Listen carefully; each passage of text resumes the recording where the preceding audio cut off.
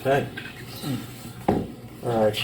Good afternoon, everybody. My name is Adam Matamian. I am the zoning administrator for the city, and I will call the zoning administrator meeting for Wednesday, September 4th, 2025 to order.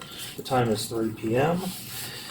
The first item on the agenda is to receive and file the minutes for the August 21st, 2025 regular zoning administrator meeting. I've reviewed those, and I will move to receive and file those.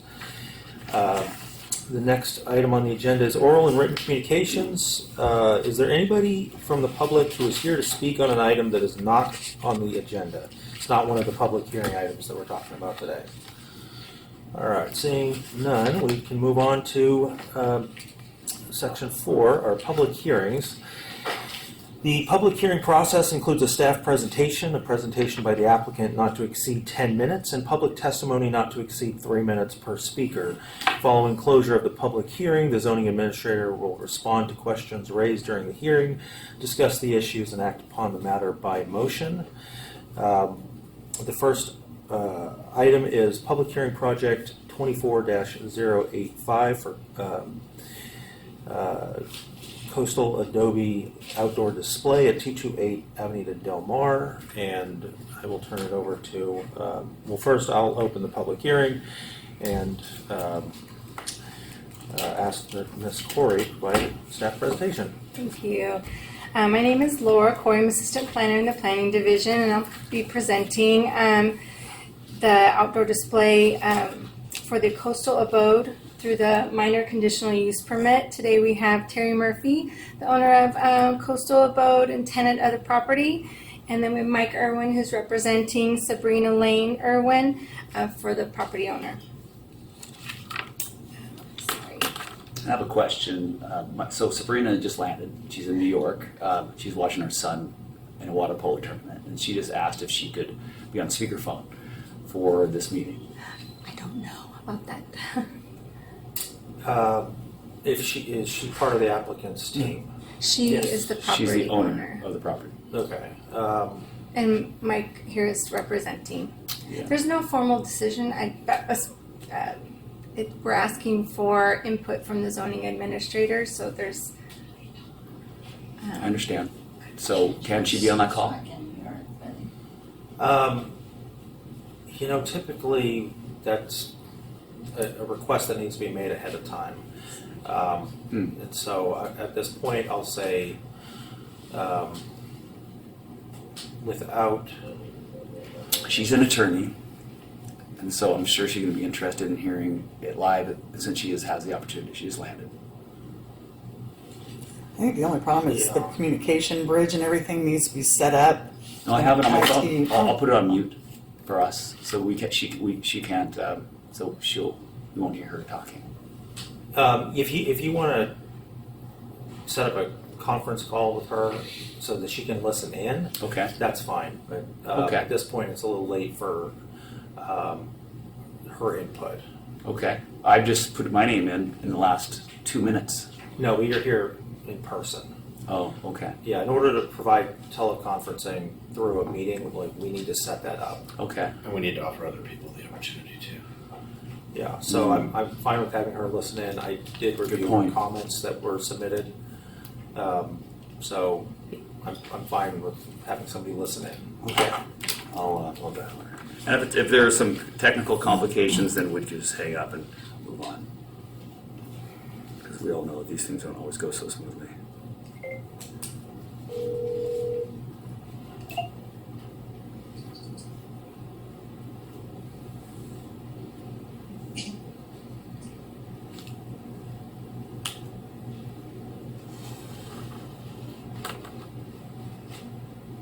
Sabrina? Yeah. They were delayed their flight. Sabrina, will you just listen in? You're not allowed to have much voice here, so if you could just keep it in a quiet room and you could listen to what's going on. Is that okay? Okay? Yes. Okay. Okay. But you can't speak, okay? Maybe she can just mute, and that way You we can don't just get mute yourself, background. please. going to now. Okay, we're ready. All right, Ms. Corey. Yes. The project location is in the mixed-use 3 zoning district, and the architectural overlay, the central business overlay, the general plan, pedestrian, and also the architectural overlay, and the project is also in the coastal overlay. The project is a 4,000 square foot lot with a single story building in a commercial zone. It's converted from a historic residence. It was built in 1928 and is on the city's designated historic structures list and features Spanish colonial revival architecture. It's currently occupied by the Coastal Abode, which displays metal sculptures, garden statues, and patio furniture and clothing and other items for sale. So this is a picture of the DPR form that shows the Lane and Lane Law offices. The property was converted in 1964 from a residence to the commercial building and received a variance for 1 parking space where 4 were required. This was for a commercial building in the front and a residence in the back, and then later converted to the Lane and Lane Law offices that you see there. The next tenant was the Humble Abode, and it was a wedding and real estate office. I'm sorry, a wedding coordinating business, and they had also photography. And this was in 2011, and then 2013. The dates for the photos are not exact, but was Mark and Jill. It was a retail business selling home decor and furnishings, and also arts and gifts. They did specialized painting and had workshops in the rear. They had string lighting at that time. And then the next tenant was the Abode. That was in 2017. And they also sold home decor, gifts, and garden items, and had small displays in the front and the rear. They also had parking on site. And then in 2024, the property was subleased to Coastal Abode. And that's incorrect. Just strike that. That didn't happen. There was never a sublease on the property. That's incorrect in all the Sir, documents. You'll have a chance to respond. Oh, just want to make a record as you're recording it. The applicant was instructed to apply for a minor conditional use permit for the unpermitted outdoor display.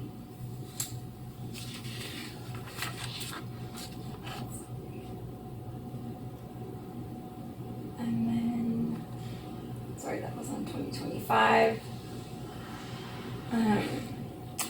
So our code allows outdoor display when there's minimum standards that are met. The outdoor display cannot take up any required parking, nor can it be placed in the public right-of-way. It has to maintain the height of the zone, and the goods and materials that are being displayed have to be in conjunction with what's being sold on the primary business. The primary use has to be permitted or conditionally permitted in the code. And then we do have a table that lists items that businesses can display, such as businesses such as art galleries, florists, grocers, home improvements, nurseries, and then a special subset of vehicle dealerships. Parking is calculated 1 parking space per 400 square feet of commercial business, and that also is calculated for any area of outdoor display. So the other required findings is that the conditional use permit shall be made to be in keeping with the nature of the uses of the outdoor display of goods and associated with the use. The outdoor display area complies with the standards of the section, and that there's no negative visual, noise, traffic, parking impacts associated with the outdoor display for it to be permitted.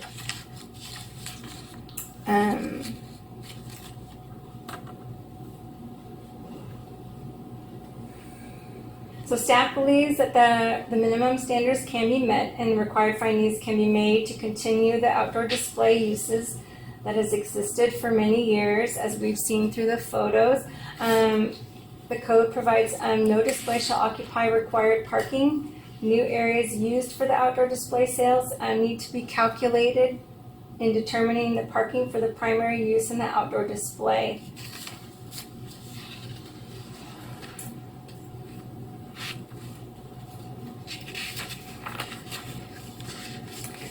We do have some alternatives that we had brought up in our report. Oh, sorry.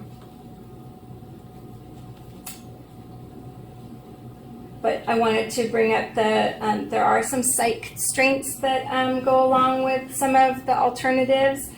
Just to point out, there is a fire hydrant here at the corner. And in speaking with our engineering staff, you must maintain 15 feet of clearance for the hydrant. And then also there is an existing 20-minute parking curb that's marked green there.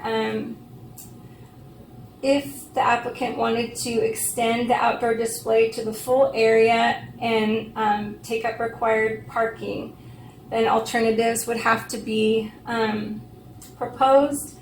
One of them could be to apply for an encroachment permit to close the drive approach and return the curb and gutter. And then you would have to apply for parking waivers or parking agreements to offset the loss in parking.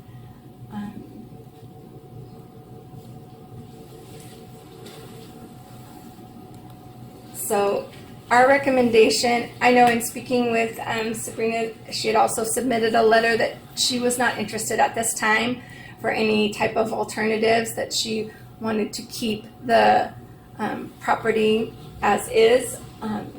But staff recommends that the zoning administrator continue the item to October 9th, 2025 zoning administrator meeting and provide guidance as requested by staff and the applicant. And review staff's interpretation of the relevant code sections in the historical buildings, outdoor display and parking, and provide direction for requirements for submitted materials to the applicant. I'm going to supplement that last slide, Zach Green, principal planner. So the way we laid this out, even before we got feedback from the property owner and applicant and the public, is we were seeking some input here to try and reach a solution that's good for everybody.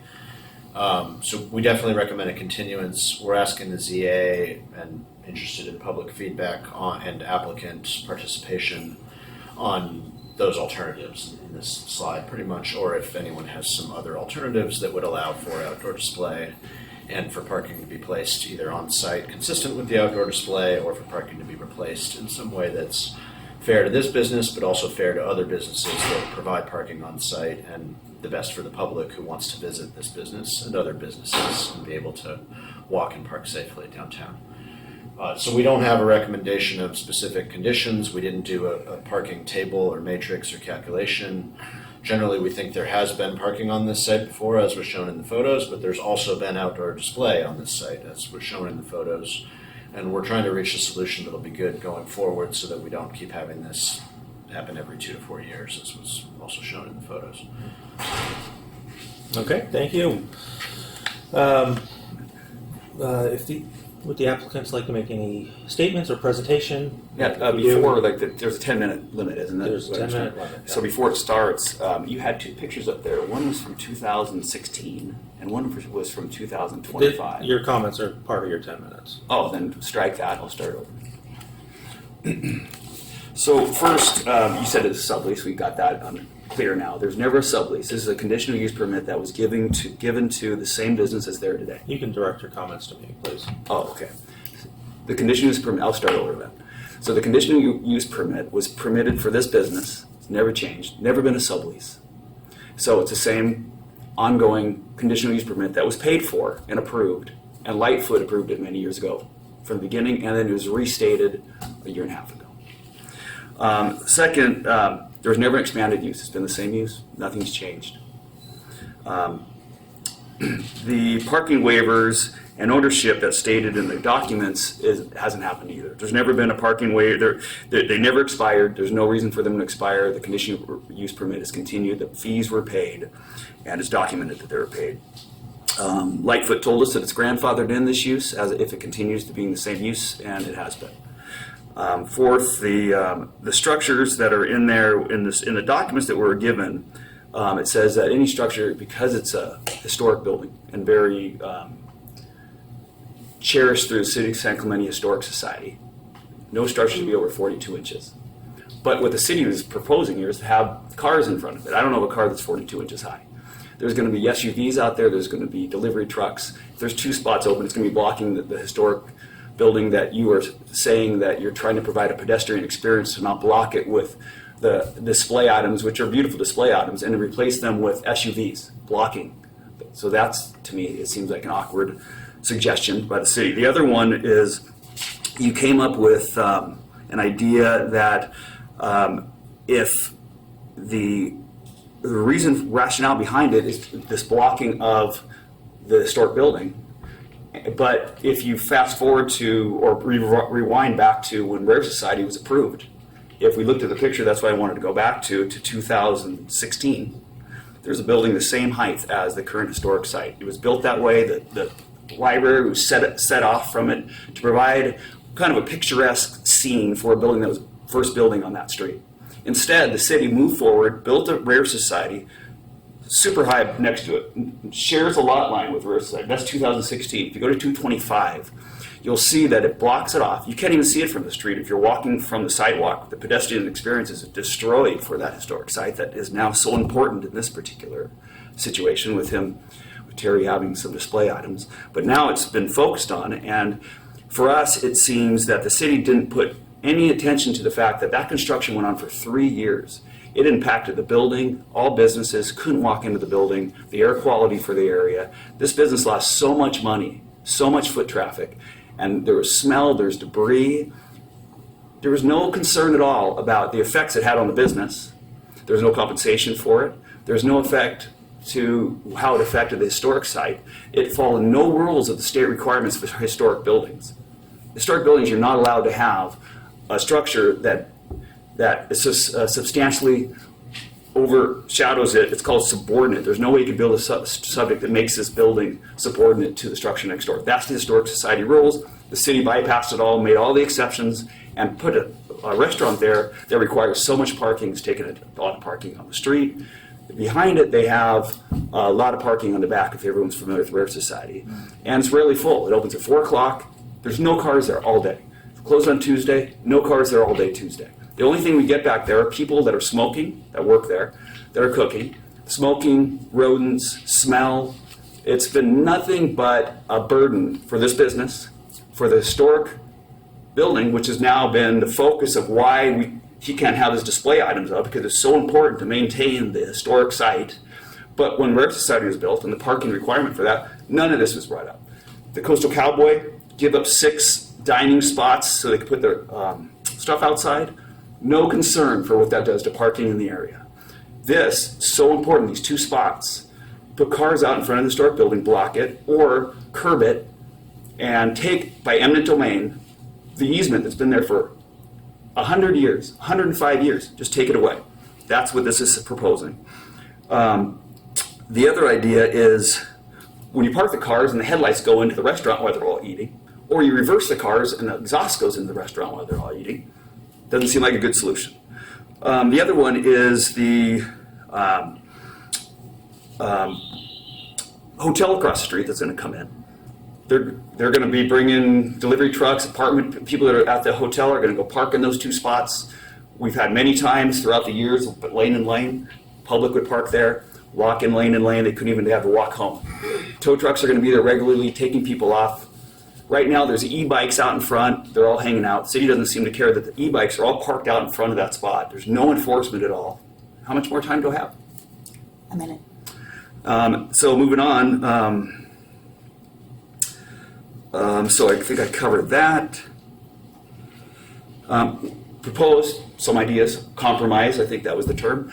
Potential reciprocal agreements in the back with the Rare Society. Maybe that's a way to fix this. Say, hey, you know what? We'll fix this. We'll give you we'll give you the parking to share with the Rare Society in the back. That could be a potential solution. There's going to be a pretty large, substantial cost to take any property here or to take away an easement. So we can talk about that regarding that. And then lastly, the pedestrian experience through this document is quoted over and over and over and over again. That is what's used as the catalyst to make this change, or the changing of a conditional use permit that's been granted. Pedestrian experience. How is this possibly able to, how can the city support that when they build a Rare Society blocking the building altogether? So that's all I need. That's all I have to say. All right, thank you very much for your comments. You're welcome. We'll take comments from the public. One. We have one comment card filled out, and that's Ms. Quintanilla. Hi. You have 3 minutes. Great, thank you. Thank you, Alan. Do I get to speak as well? I'll say for your resident. I'm sorry, hold on 1 second and we'll restart your time. The applicant had 10 minutes, but I will probably have some questions. Oh, who was the applicant? The person sitting behind the sign that says applicants. Oh, because we never signed anything. We didn't. The old property owner never approved anything here. There was never a document given to the property owner for this meeting to occur or for this document to be submitted as a conditional use permit. There was never permission here, so actually I'm not the applicant. Okay. I've never applied for anything, nor is the owner. All right, so hold on 1 second. This gentleman, the operator of the business, was the applicant, and more recently we've been corresponding with the property owner, who I understand to be this gentleman's wife. I don't know if you're a co-property owner, and then you're the representative of the property owner today, but really this gentleman is the applicant. Okay. So I can take 3 minutes just like the public. I don't need much time. If 3 minutes works for Sure. you, Yeah, then that's fine. Ms. Quintanilla, do you mind if No, let I'm him just so speak sorry. first? I Okay. thought Oh, it's okay. Yeah, I I was just presenting you, so sorry. No, thank you. my All 2 right. cents is only worth a cent, so you're good. Sir, you got that. Okay, I am Terry Murphy. I am a current tenant at the Coastal Abode. So pretty much D, everything, all the above. What Mike said. Can I stand up and look over here? Point. Is that okay? If you want to, yeah. Okay, great. Okay, Sure. so all this right here, this is always open for loading and unloading. This is for people that buy stuff. It's safe. It backs up, comes out. Cement products, all the T-Rexes I make, all the dinosaurs. I make everything here by hand. This is never here. That was a drop off. I didn't want to drop it there, make it look like a mess. So this is always open. This is open. If you go there right now and take a satellite picture, this is open all the way to the back. This is open where parking is suggested, and there's a curve. And there's actually a pole here and here, which is covered here because they used to have to rope it off all the time. That no longer exists, but currently this is always left open. And that's for safety measures for strollers, dogs, pets, people, old customers. We do free delivery in town and the surrounding cities. So it's a common courtesy that I back up, pull out. UPS, that's the hub for Lyft, Uber. Everybody stops there, everybody. And if there's too many e-bikes in our parking lot, they usually lock them to the front of the tree right here or the pole, and they leave them there, blocking and obstructing all of this right here. And if you're backing up, pulling in, all that stuff, you can only pull out nose, and you can only back in. I mean, you can only pull in front, you can only pull in nose. Nose in, nose out, because you're not going to see anybody, and someone's going to, that's just the conclusion of it all. And I never suggested that I want to expand ever anything. I have enough space as it is. I don't even utilize the sides of the home, which are alleys that I used to go to and from. Back in the day, I was there when Mac and Jill opened. I helped open the store. And back then we had 2 parking spots in the back where Rare Society is now. I assume that since they spent so many millions of dollars, there was a deal reached where we can't park there anymore because that was that. But me, Jill, Mac, all the employees used to park back there because we didn't want to take up any of this parking for customers. It was just rude. So that maybe should be reinstated. That would solve the whole problem. Having lines marked off and curbs that people can trip over when a car is not there. People have tripped over that curb before, and there was a piece of rebar pole sticking up where the curb's been cracked and never maintained by the city that people can trip over. It's crumbling. It's a hazard. And so if that was ever covered, it's because it's a hazard and people have tripped and fallen, and it's really not our liability. And as far as that goes, we're doing everything we can. We always comply. I always comply. And as far as 1,044 square foot, there's going to be substantially less than that, which applies for the whole entire house because I'm going to use it for workspace, residence space. The business is doing phenomenal, and I need more work area. So half that's going to be chopped right in half with storage and everything like that. I'm restructuring the whole house because it takes a year to learn the business. And I used to sell inside Casa Verde, and they don't want lines in their tile that's personally done in their driveway. I don't want lines here. It's going to ruin the whole thing of a 100-year-old home, which is the first home built in San Clemente that the police chief took over, and Ole Hansen moved into the Casa Romanica.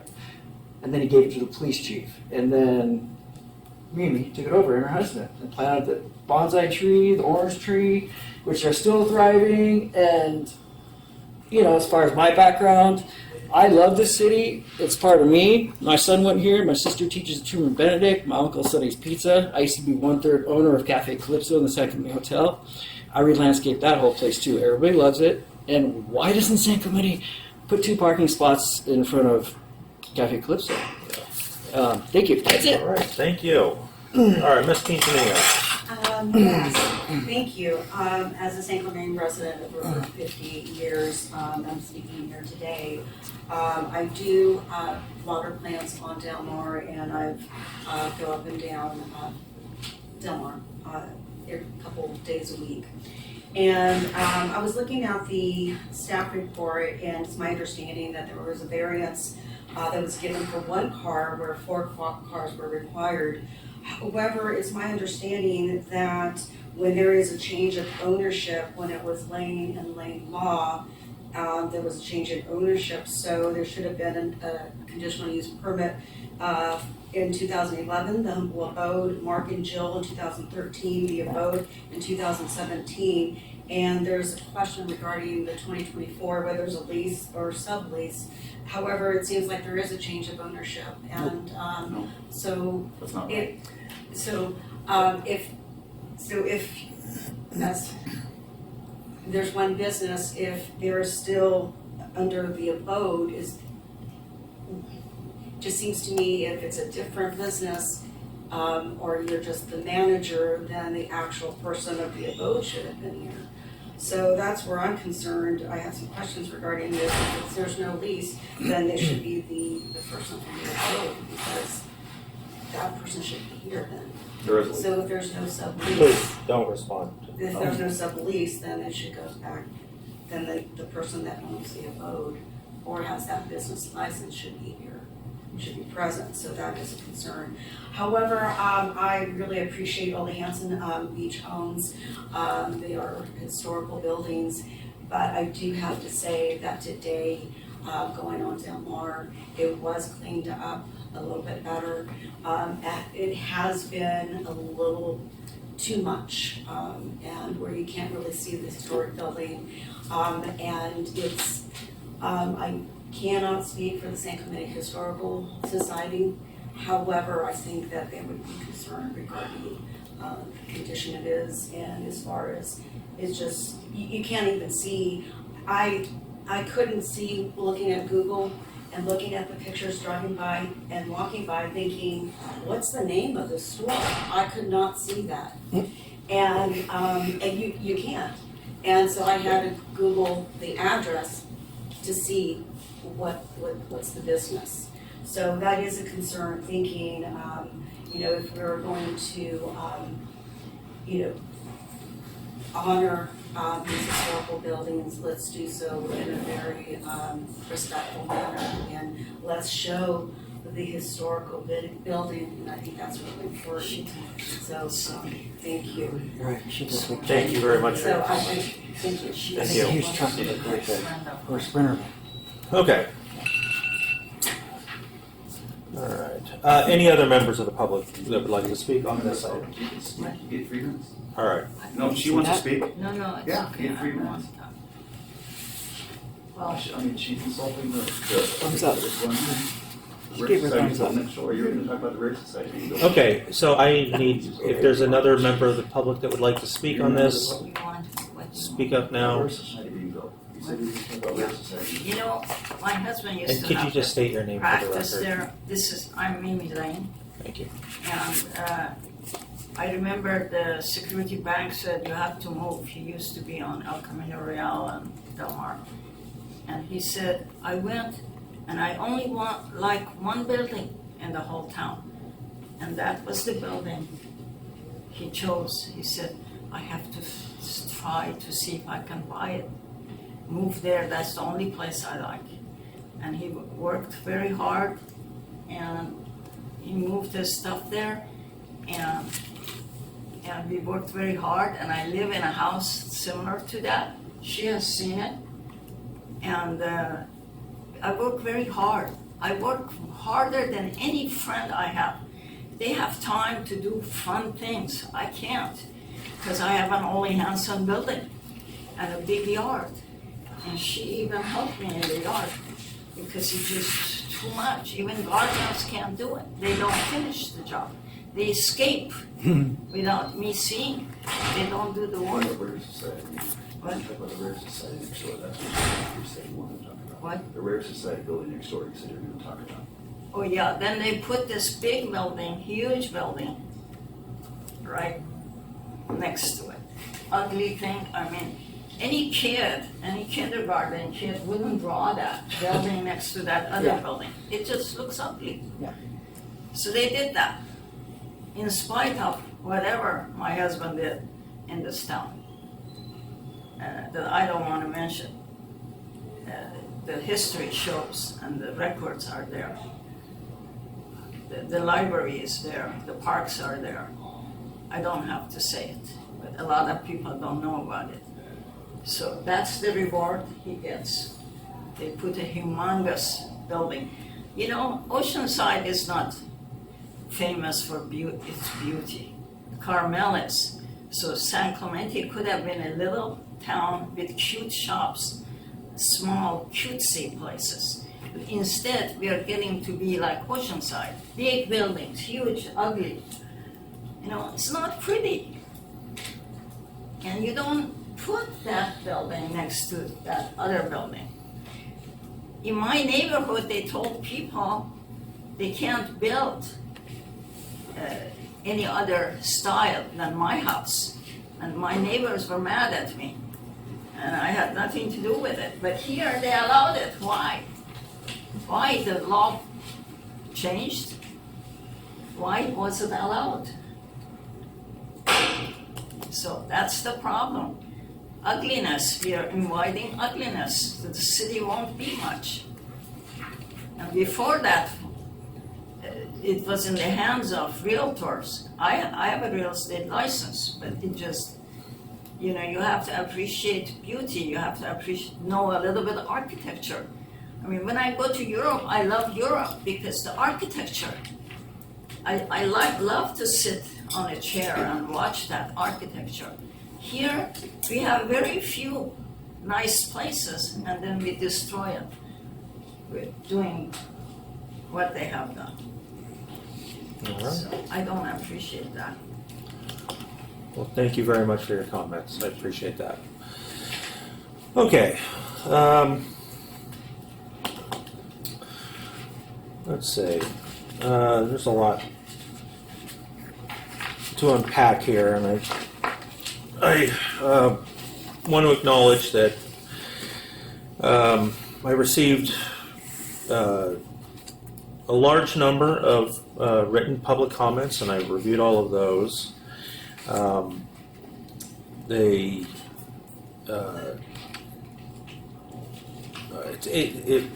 It's interesting. One of the letters included, I think it was San Clemente Life, and then a whole host of posts underneath. Interesting reading. However, it's hard to accept those as public comments because people were not submitting those comments directly to the zoning administrator. However,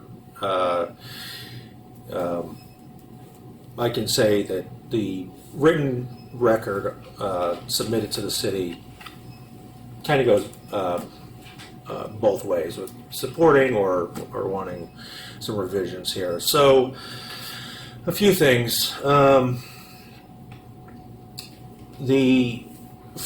what I am gathering,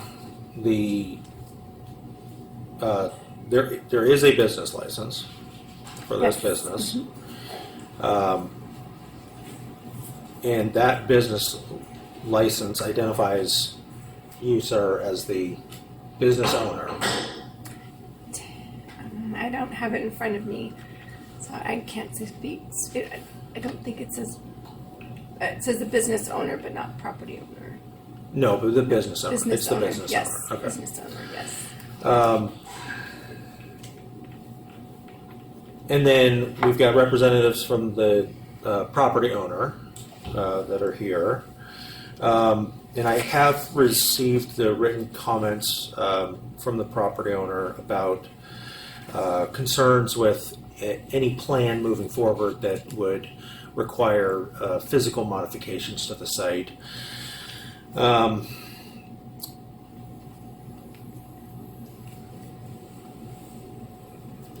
So a few things I'd like to clarify here.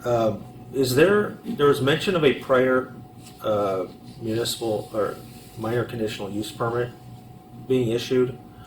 No, it's a misunderstanding, and I apologize. You applied for. I didn't apply. Terry applied. I'd have to look through the application to see who signed for it, as there's a notary page that's signed. But the business was cited through code enforcement for the outdoor display. And to rectify that, they were told to, or he was told to apply for a minor conditional use permit. That's why we're here today. And it's an application that can either be approved or denied, or approved with conditions. So there has not been anything that's been issued as of yet. Oh, when was that? When did you apply? When I paid for it, that was February 18th, after we just opened. What year? 2024. A year and a half ago. Correct, and I haven't heard anything since until about a month You ago. paid the fees. Correct. Okay, so I'll. Okay. Yeah. You guys want to Yeah. follow up on that later? Yeah. Okay, so we are in the current minor conditional use permit Yes. process. Yes, we're in the All right. process right now. There's nothing been issued yet. So. Okay. And why was that? Did you do? Because there was already a I'm conditional use sorry. permit on the site. Oh, okay. Sorry. At this point, I'm asking questions. Okay. Sorry. There was a mention of an easement, and I believe it was from the applicant's side. An easement in the front of the business. Can you? An easement. Yeah, you were talking about some easement. I commented on that. Was that you? Can you? Yeah. So I got a title report on the property today, and they said it's going to take me another week to get plotted easements, and I'm assuming, so I could be making a mistake, that there's a easement to cross over the public street, public sidewalk. I'm assuming that because you typically don't have a driveway entering a private residence and a public street sidewalk walking through it without having some sort of easement for both parties. Where's the front property line? Is it where the gray curb is behind the interlocking pavers? Yes, the little ribbon behind the interlocking pavers is the property line. The curve to that point is the right of way. Okay. So there's probably not an easement because the easements are required when a public sidewalk needs to occur on private property. But when it occurs on public property, then there's no easement that's necessary. A prescriptive easement, I should say, as well. Well, It's been used as a driveway for 100 years. yeah, but you wouldn't have a prescriptive easement over public right-of-way because the public right-of-way is in and of itself a easement for public transportation purposes. That doesn't relieve the property owners of the requirement to maintain the frontage in front of their property. So if there are issues with that, please contact the Public Works Maintenance Department to submit for, inquiries as to who handles what. Okay. And I know that there's a number of things that they're working on in the downtown area. All right, as far as the parking waivers, what's the history on parking waivers here? I did research on it. I did not see anything. The only thing, what I noted previously was with the change of use, there was a variance that was applied for to reduce the parking requirement from 4 to 3, and that was when the property changed from a residence to a commercial property with a residence in the back. Okay. And that was in 1972, and it made note that the property changed 1976. Okay. And so That answers my question. Let's see. One note one comment that was made about a potential shared parking agreement with the lot in the back. Is that something that you've explored with the property owner? No. I have. You have? With the GM, they're like really upset when I told them about an exhaust. I mean, the exhaust is going to go right in there. I had people proposing at our store in front. There used to be a wall there that I promised them I would take that wall down, the lattice, to block our store because it was not taken care of to par after I left there years ago. And now that I came back, there's a nice water feature, which is 100 years old. I refurbished, and all the customers want to sit downstairs now. And it's going to destroy, they said, if a car backs up there and decides to leave there or to let their car running while they're talking on the phone, it's disgusting. And if it's a diesel, it's even worse. That exhaust is going to go right into those people's face, literally. If it's a truck, So the general manager, at least, is yes, supportive of yeah, entertaining. and they're getting something they like that. have they're getting back to me, and they have called since we've been here. So we're going to be talking about that too. But like I said, Mac and Jill, we used to all park back there, everybody, and it was just a nice little tiny building back then. So Okay. yeah. Okay. The request is for outdoor display in the front and the back, correct? I'll just say that the back is much less concerning to me, so I'll focus mostly on the front. So let me see if I have any other questions of staff or the applicant. And just to confirm once again, as stated at the beginning of the staff report, staff's recommendation is still to continue this item to a date certain for another zoning administrator meeting. yes. Okay. Yeah, we also had some options for the ZA. I don't think we got to this slide just for the public. And the ZA's notice, the ZA could approve or deny an application. That would be tricky because we didn't include a resolution, so we would need very specific findings. We do have the required findings available, a bullet point list. The staff recommendation is number 2, to continue this for a month until October 9th, when the ZA will meet here again. A third option that's available in the municipal code is the zoning administrator can refer a matter like this one to the planning commission and let the planning commission make the decision. All right. Thank you. Okay, I don't think I have any additional questions, so I'm going to close the public hearing. So I'll Am I go allowed to ahead. ask a question? I will open the public hearing, allow you to ask a question. Okay. I'm wondering if a member from the public is paid to be here. I think this woman's being paid to be here. Okay, Is that correct? It is not, and that's a serious allegation. You're not on any and payroll?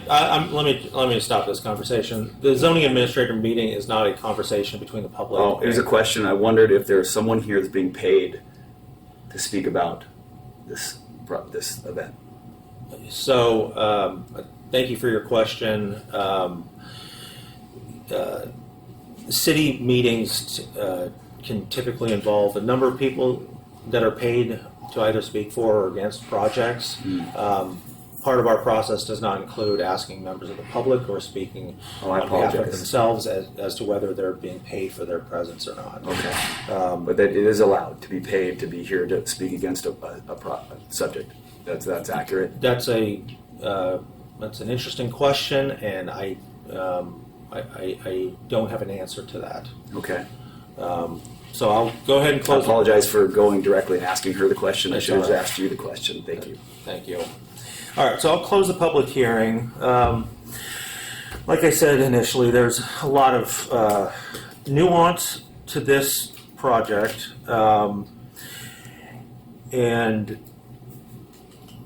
I think while a lot of points have been raised, a lot of questions have been raised, I think there's some central items that are most pertinent to a zoning administrator level review. And I think that just simply reviewing those will provide an indication of, I'll say, direction to staff on next steps, and also give the applicant some things to think about. So fundamentally, we're talking about outdoor display in the front of a historic property. I do understand the limitations of historic properties. They generally are pretty small, don't provide as much square footage on the interior of those buildings as many other buildings, especially some of the newer ones, as has been indicated. As far as the pattern of development that has occurred around this building or adjacent to it, those projects are not the purview of the zoning administrator at this meeting. So I cannot weigh in on how the Rare Society building was approved. I can only tell you that it went through the city's processes, and that decision is final. The building is built. If there are any additional remedies that the property owners of this property would like to seek, that I'll leave that between you and your attorneys. As far as the outdoor display in the front, there are some required findings that need to be made. And overall,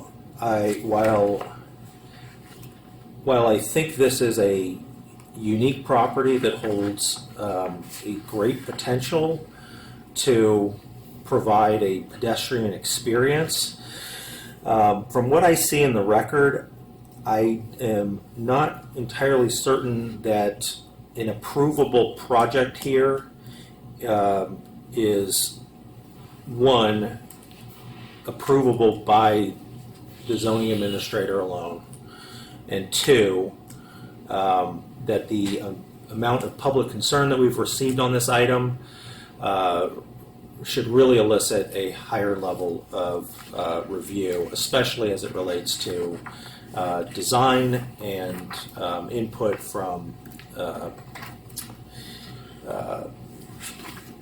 potentially the city's design review subcommittee or cultural heritage subcommittee, as far as site modifications are concerned. While I understand that there has been some direction about the height of improvements at the front of the building, and those heights not being consistent with the size of automobiles, and so that trade-off of would we rather have vehicles parked in front or low hedges or things of that nature. When the city is looking at requests to modify the site, vehicles are a temporary thing, and so while they may actually block the view of the building, when we're talking about site improvements and development, that relates to more permanent uses of the property or permanent development of the property.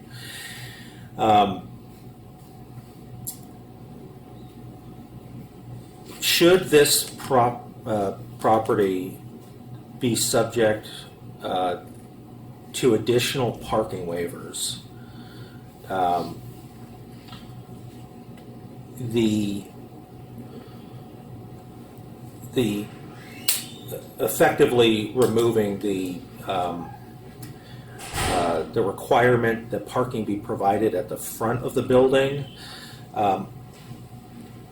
I'm skeptical that can be accomplished without a modification to the drive approach. There is a public safety aspect here, and that is that while the pictures show, I'll say, an intermittent use of vehicles parking on the site, whether that's from a few years ago when a different business was located here and vehicles were parking in the front, or whether it's the deliveries being conducted here, this site does allow vehicles to travel across the sidewalk.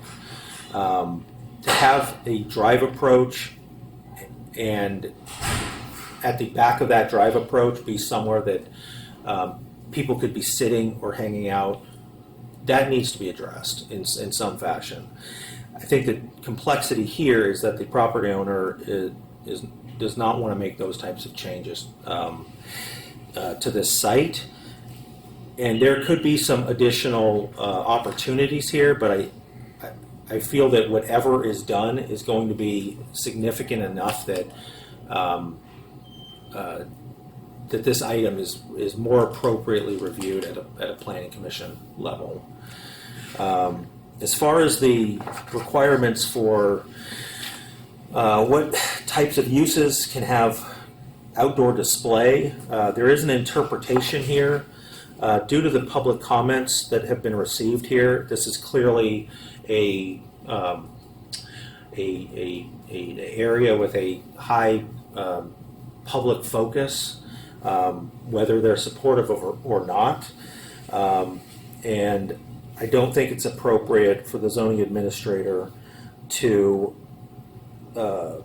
make an interpretation in this particular case as to what type of outdoor display can be provided, whether it should even be called an outdoor display or just simply an exterior portion of the business. If parking does count for the outdoor area, then that would necessitate either additional parking waivers or some other modification that is by that very nature going to require planning commission approval. I appreciate all of the comments that have been submitted on this item. I absolutely want to see our businesses flourish. We want to maintain the urban design qualities specified in the city's Centennial General Plan, and I can see a way that this can occur while meeting those guidelines, but at this point, I don't see the utility of having this item come back to the zoning administrator, because I don't see the ultimate approval being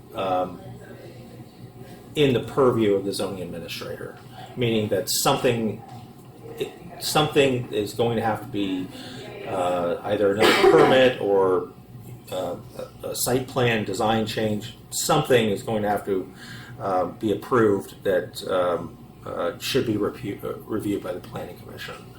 So I don't have the authority to continue this item to another review authority, so I will just direct staff to refer this matter to the Planning Commission, and I would highly recommend that either the appropriate design review subcommittee or cultural heritage subcommittee review a potential plan that addresses pedestrian safety, addresses the location and types of displays and those types of things be presented to them. And then for the Planning Commission's review, some method to address the parking requirement. Since there was a variance, parking standards have been established, and so staff just doesn't have the authority to administratively waive those.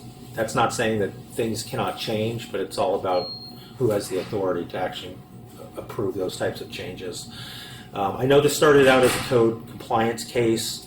I would recommend, for the time being, just keep it as nice and neat as you can.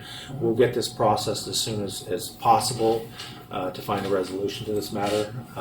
But we do thank you for doing business in this town, and we want to help carry that forward to the extent possible. I need to make sure it goes through the right avenues, and based on the specific site restraints, I don't see a mechanism for approval that the zoning administrator can make the findings on. So that'll be. I'll just make the motion that this be referred to the Planning Commission for follow-up. All right. Thank you very much for your time. Thank you. And staff will be in touch with you soon. Thank you. Thank you. All right. We've got another public hearing.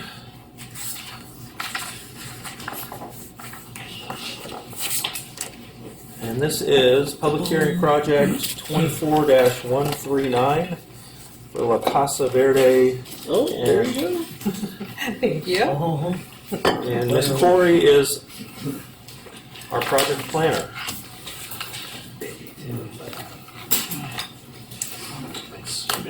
Oh, thank you. Appreciate it. You can move that out of your way if you want. All good. Thanks.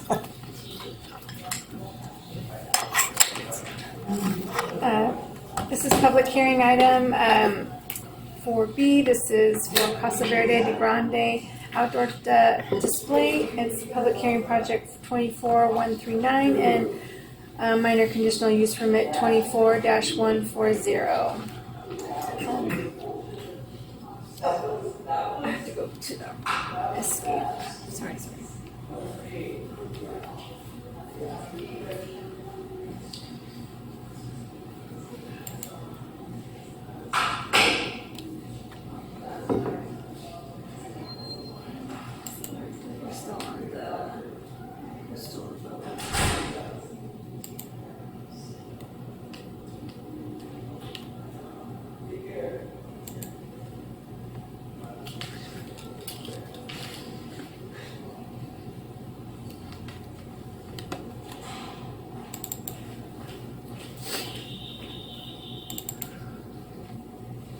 It's on the desktop.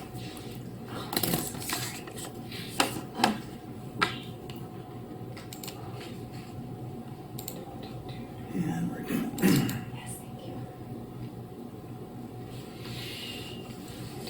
Sorry about that. No, Didn't mean to leave you. That's all right. No. Should have put this on there. All right. So sorry. So this is public hearing project 24-139 and minor conditional use permit 24-140 for Casa Verde de Grande outdoor display. So the project is located also in the mixed use district 3.0 in the architectural overlay in the central business overlay and the pedestrian overlay, along with the architectural overlay and the general plan. The general plan talks about keeping areas in this in the central business district and in the pedestrian overlay pedestrian friendly, and creating businesses and projects that are along the sidewalk and street, and facilitating visitor serving uses and pedestrian activity along the sidewalk.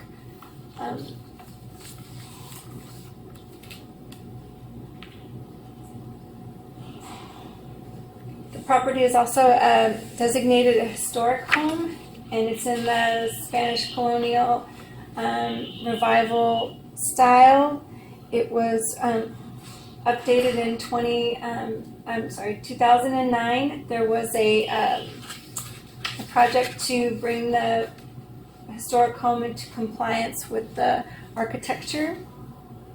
The property was converted to a commercial use in 1980 to Mary Jane's Preschool, where there was a CUP that was approved, and the CUP was issued for the preschool to allow 2 on-site parking spaces in the drive and drop off and pickup, and then 3 additional spaces to the adjoining property for staff to park. And in 1989, Stepping Stone Preschool occupied the building, and then in 2009, Casa Verde de Grande is present at that site since.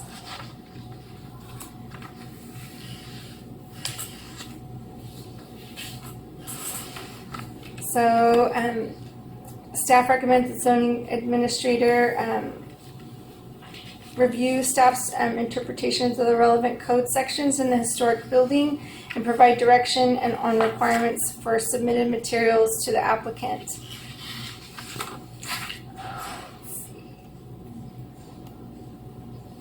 So these were historical images just showing the site and adjacent parking that services businesses on Del Mar on both sides, and then a public lot a little bit farther down the street. So the code requires that accessory outdoor display have a minor conditional use permit. Currently, the applicant is not requesting parking waivers or off-site parking agreements.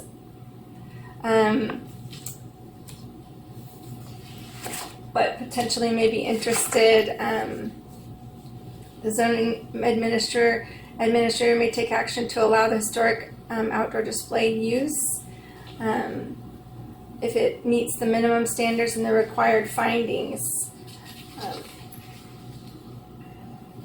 The property does have historic display areas in the front and the rear, as seen through the photos. So this was when it was the preschool, and then this shows in 2011 display items in the front, and then also on through the years to the current 2025. As stated before, outdoor display requires that area be counted towards parking, which is 1 space per 400 for commercial business, commercial retail, and the mixed use 3-point mixed use in the central business district. So that the property needs to meet the required findings for outdoor display, and that it be associated with the primary use, and it complies with the standards, and that there's no visual, negative visual, noise, traffic, or parking impacts associated with the outdoor display. Staff believes that the minimum standards can be met and the required findings can be made to continue the outdoor display. Code provides no display shall occupy required parking. New areas used for the outdoor display have to be calculated to determine the parking for the primary use. And as stated, it's one for every 400 square feet in the mixed use zone. This site also has constraints in that there is a fire hydrant adjacent to the site, and if the curb and gutters were installed and additional parking provided, if there was a encroachment permit allowed, then there wouldn't be additional parking in this spot because of the hydrant, and parking waivers or parking agreement would need to be applied for. So some of our alternatives are the request to remove parking and expand the outdoor display would require, like we said, the encroachment, a return of curb and gutter, and seek required parking alternatives such as parking waivers or off-site parking agreements.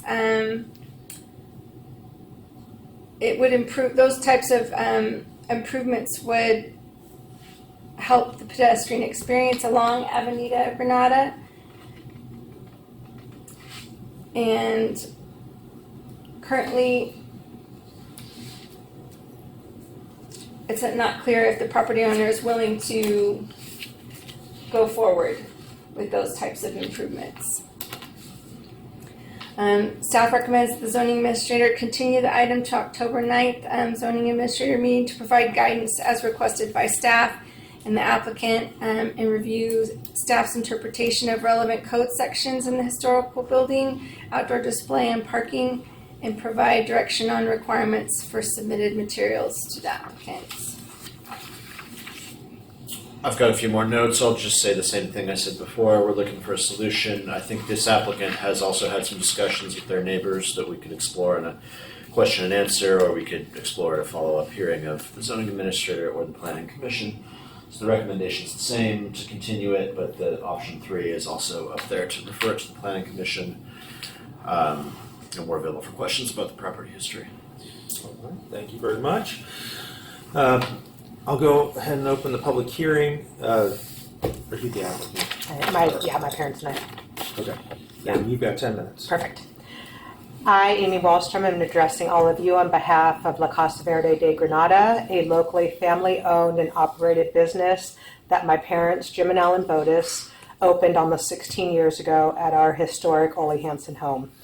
Their goal was to find like-minded creative people that wanted to create a co-op to bring the community together and promote creativity, recycling, and a place to purchase pre-owned items.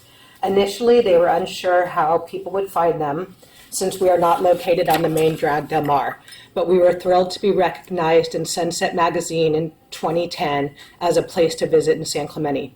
For nearly 16 years now, we have proudly served our community, building a loyal customer base and striving to create a welcoming environment for everyone who visits us.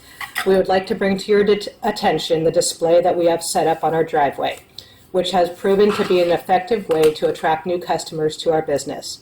Many locals that live nearby or out on their daily walks have commented that they enjoy seeing the new inventory, and I have observed many locals enjoying a cup of coffee from Sir Coffee up the street while sitting in one of the chairs that we have on our driveway. What a great way to bring the community and local businesses together. The visibility of our display not only helps promote our products, but also enhances the overall aesthetic of our area, making it more inviting for both residents and visitors. However, we are concerned about the potential safety risks posed by having customers pull into our driveway to park. As our business continues to grow, the increased traffic would lead to dangerous situations, including accidents or injuries. We want to ensure the safety of our customers and the community while maintaining the visibility of our display that has been beneficial for our business for over the last 16 years.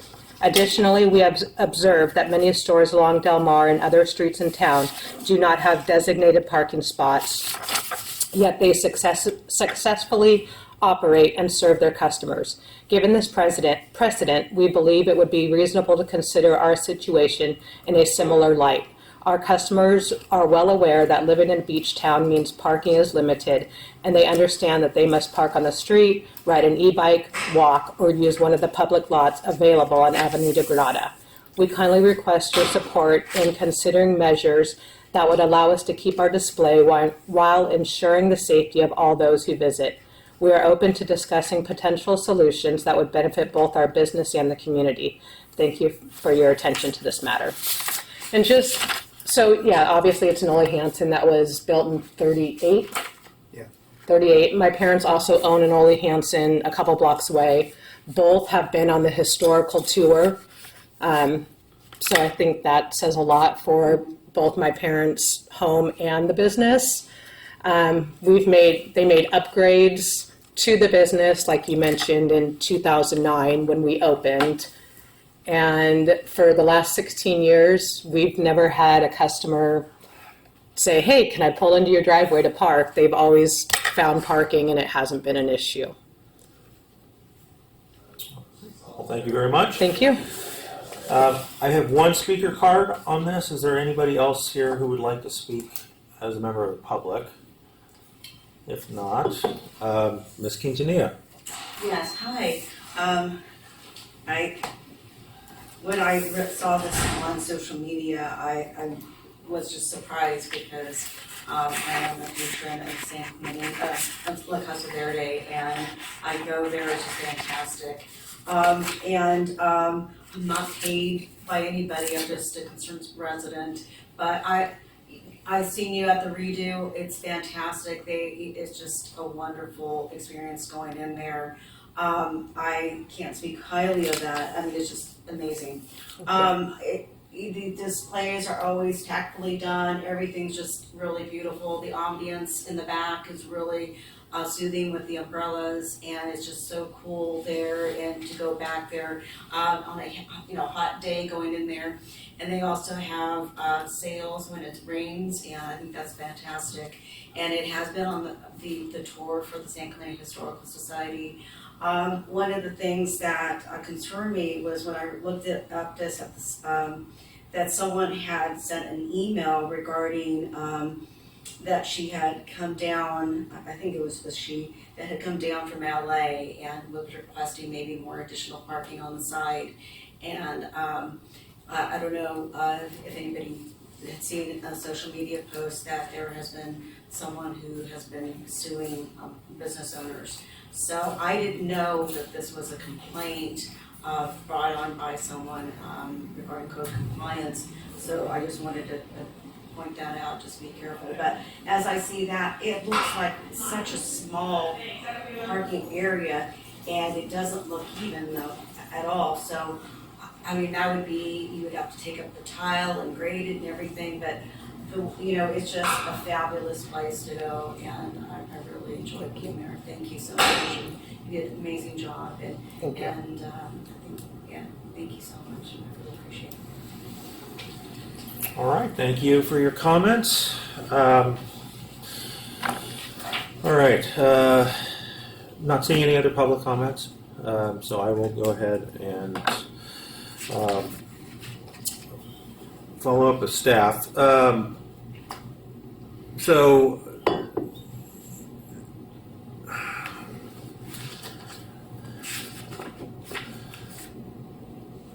as far as the prior, or I should say what the parking requirements are, for this site, how many cars can be parked?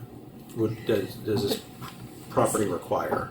The business license had 2 for this use Okay, and they're both in the area, it's not, of the drive. yeah, so it's on the drive area. The wall that's there is,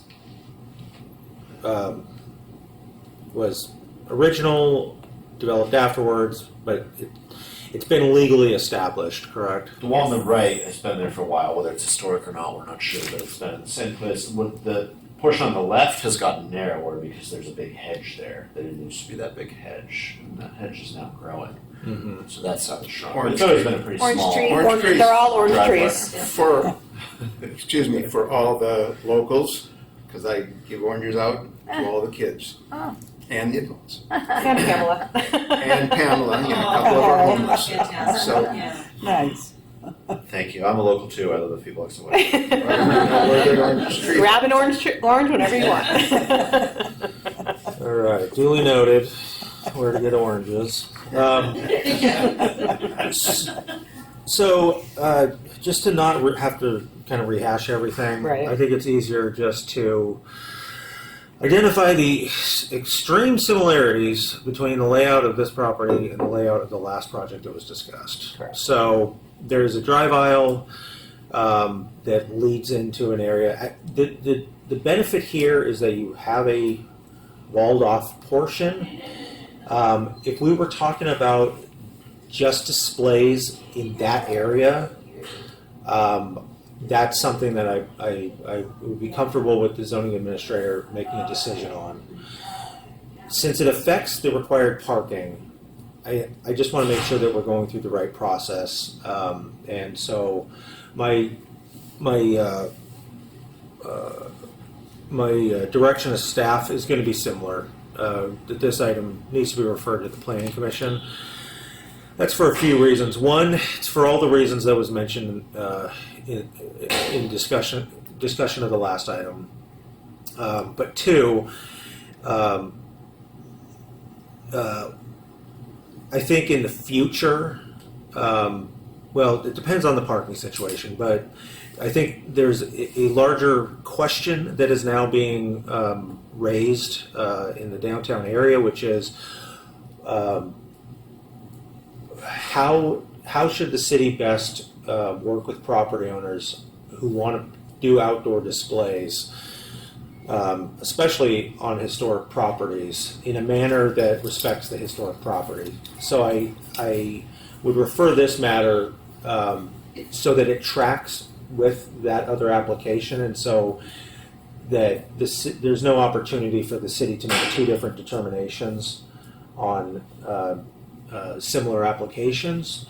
Since there's not really a way to provide outdoor display in the front driveway area without affecting the required parking, something else would be needed to make that approval, and that should be reviewed by the Planning Commission as well. And I'll just caution that while it does not appear that there's much, if any, parking actually occurring on the site, there's still a drive approach. Whether the drive approach goes away or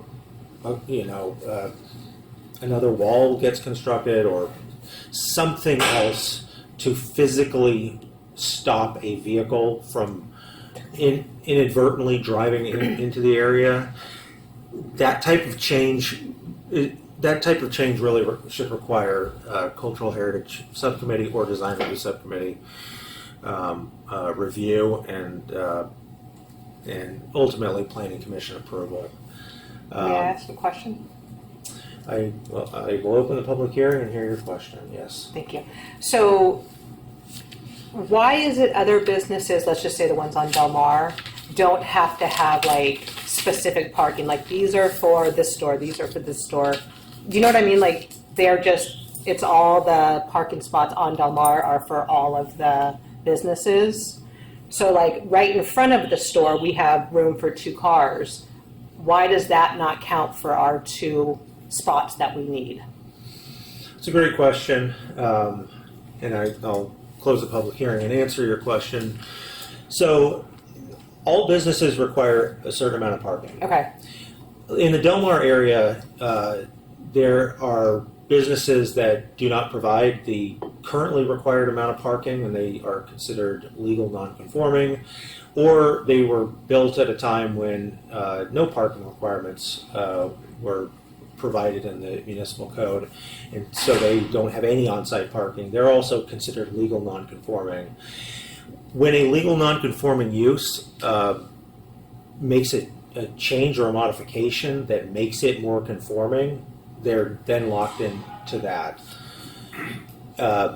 as far as this business is concerned, similar to all other businesses, there's if they're legal non-conforming, they essentially are allowed to be their use is restricted by the historical use that occurred at the site. Meaning that if this was retail and it should require, say, 5 parking spaces under the code, but only 2 are provided, then this site cannot be used for a more intensive use that requires more than 5 parking spaces until additional parking is provided. So, as far as providing parking, you can continue to provide what's on site, or you can enter into something like an off-site parking agreement, shared parking agreement with one of your neighbors, something to that effect. And that's something that in this area should require the Planning Commission review. There may be some additional strategies in the future that are identified through some planning projects, but at this time, there's no basis for us to, at this level, provide alternative parking strategies. That's something that would need to be reviewed by the Planning Commission. So for this, essentially the same reasons as I listed in the previous hearing, I will refer this matter to the Planning Commission, have them review staff's interpretations of the code to provide direction on outdoor display, and most importantly to review options and plans to replace the required parking areas with outdoor display.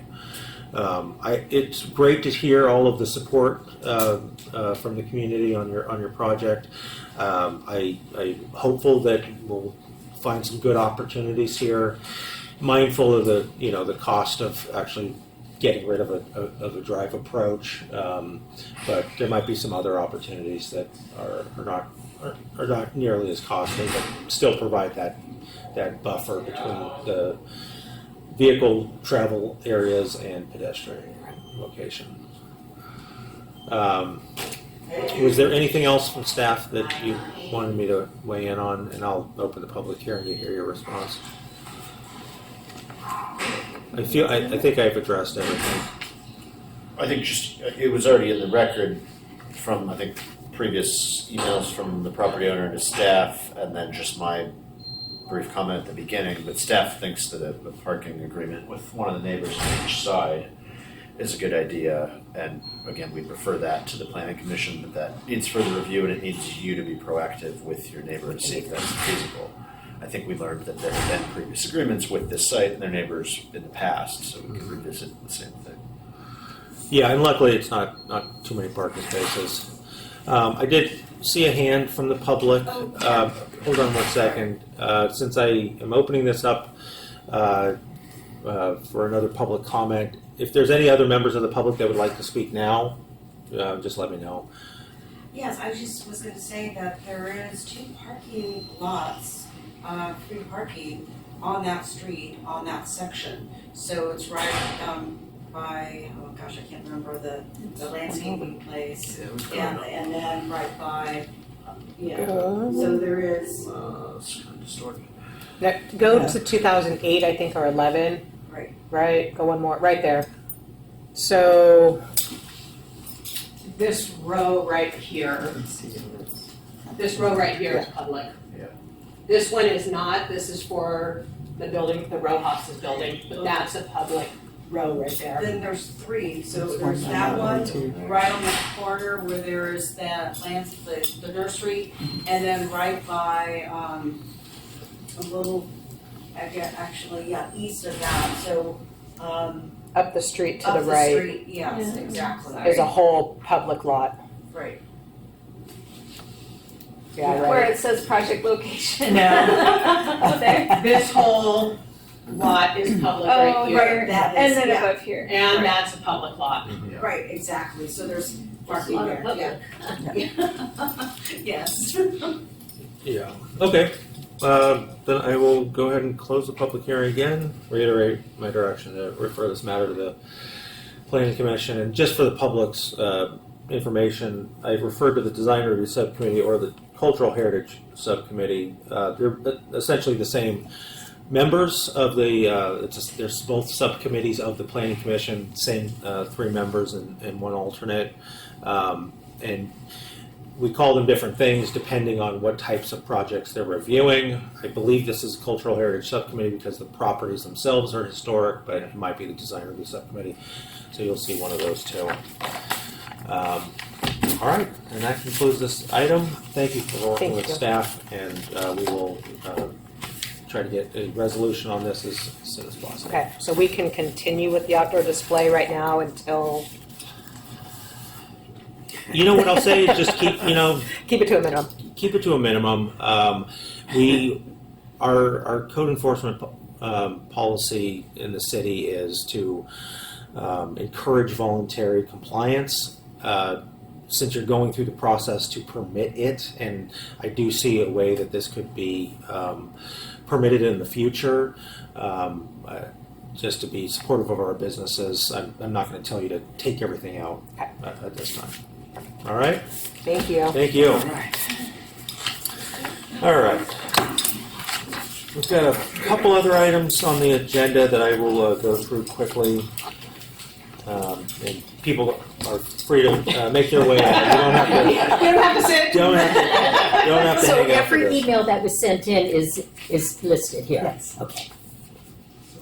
All right. Let's see. Thank you. See you tomorrow.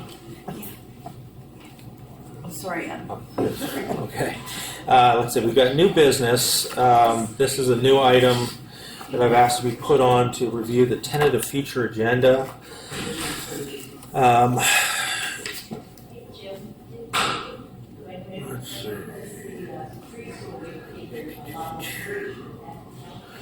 Those are today. All right. Do we have anything identified? We do. Okay. Good night. You have a Buena Fachetta update? Put that on David's radar.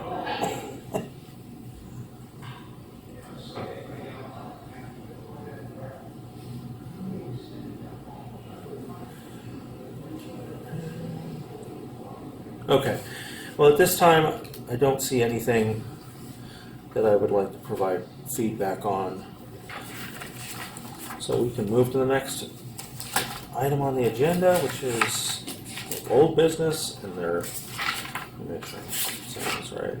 There is no old business, so I will move to adjourn the meeting to the next regular meeting of the zoning administrator, which will be held